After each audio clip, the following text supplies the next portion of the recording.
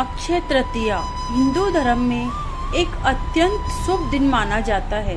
इस दिन को किसी भी नए कार्य की शुरुआत के लिए अबूझ मुहूर्त कहा जाता है, यानी बिना किसी विशेष मुहूर्त के भी कोई भी शुभ कार्य किया जा सकता है। इस दिन किए गए कार्यों का फल अक्षय यानी कभी ना समाप्त होने वाला माना जाता है। अक्षय तृतीया पर क्या करें? धार्मिक कार्य, भगवान विष्णु, माता लक्ष्मी और भगवान परशुराम की पूजा करें। गंगा जल से स्नान कर पवित्र वस्त्र धारण करें। व्रत रखें और भगवान विष्णु को तुलसी दल अर्पित करें। सत्यम शिवम सुंदरम का पालन करते हुए दान पुण्य करें। दान पुण्य जल से भरे घड़े, छाता, वस्त्र, चावल, घी, सोना, चांदी और फल आदि का दान करें। गरीब और जरूरतमंदों को अन्न, वस्त्र या पैसे दान करें। सोना, नया सामान खरीदें। इस दिन सोना, चांदी, नया बर्तन, वाहन, जमीन या मकान खरीदना अत्यंत शुभ माना जाता है। इससे समृद्धि और सौभाग्य बढ़ता है।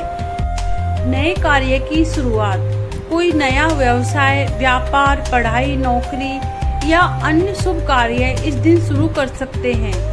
पितरों का स्मरण, पूर्वजों के नाम से जल अर्पण करें और उनके लिए भोजन, पिंडदान करें। विशेषकर अगर कोई श्राद्ध कार्य नहीं कर पाया हो। भोजन में सादगी, सात्विक भोजन करें। खिचड़ी, फलाहार या हल्का भोजन करें। अन्न का अपमान न करें। अक्षय तृतीया की पूजा विधि बहुत सरल है, लेकिन मन में श्रद्धा होनी चाहिए। नीचे एक सरल और घर पर करने योग्य अक्षय तृतीया पूजा विधि दी गई है। अक्षय तृतीया पूजा विधि तैयारी, प्रातः स्नान करें और स्वच्छ वस्त्र धारण करें। घर में पूजा स्थल को साफ करें और वहां गंगा जल का छिड़काव करें। पूजा के लिए एक चौकी पर लाल या पीला कपड़ा बिछाएं। भगवान विष्णु, माता लक्ष्मी और भगवान परशुराम की तस्वीर या मूर्ति स्थापित करें।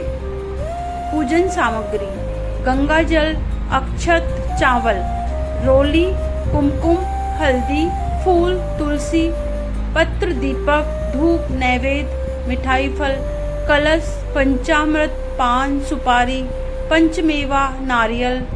पूजन प्रक्रिया, दीप प्रज्वलन करें। ओम गणपते नमः बोलकर गणेश जी का स्मरण करें। फिर भगवान विष्णु का ध्यान करें और यह मंत्र बोले, ओम श्री विष्णवे नमः। भगवान विष्णु को चंदन, पुष्प, अक्षत, तुलसी पत्र अर्पित करें। माता लक्ष्मी की पूजा करें और यह मंत्र बोले, ओम श्री महालक्ष्मी नमः। भगवान परशुराम का ध्यान करें, क्योंकि इस दिन उनका अवतार हुआ था। ओम परशुरामाय नमः। अब कलश की स्थापना करें और उसमें जल, सुपारी, अक्षत और कुछ सिक्के डालें। पंचामृत से मूर्तियों को स्नान कराएं यदि संभव हो और फिर जल से शुद्ध करें। धूप, दीप जलाकर आरती करें। लक्ष्मी जी, विष्णु जी, परशुराम जी की आरती करें। नैवेद्य अर्पण करें, मिठाई, फल आदि, और अंत में भोग का प्रसाद सब में बांटें। अंत में करें यह काम, हाथ जोड़कर भगवान से प्रार्थना करें कि आपके जीवन में सुख, समृद्धि और शांति बनी रहे। यदि संभव हो तो गाय, ब्राह्मण, गरीबों को अन्न, वस्त्र, जल युक्त घड़ा, पंखा आदि दान करें।